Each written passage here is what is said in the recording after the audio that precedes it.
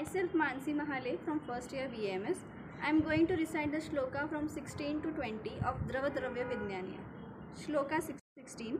Trushnushnadaha pittastra vishanyambuniyashchati deepanam pacanam kantham lagushnam basti shodhanam.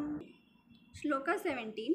Hidmadma nilasheshma sadyashuddhinavajvare कासमपि न श्वास पार्श्वरुक्षुश्च शस्यते. श्लोका 18. अन्नभिष्यन्दिलघूचं तोयं क्वथितशीतलं पित्युक्ते हितं दोषे युषितं तत्त्रिदोषकृत्. श्लोका 19. नारिक्लेदोगकं स्निग्धं स्वादुवृष्यं हिमं लघु तृष्णापित्तं नीलहरं दीपनं बस्ति शोधनं. श्लोका 20.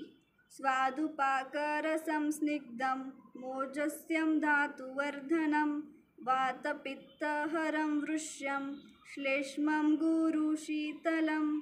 Thank you.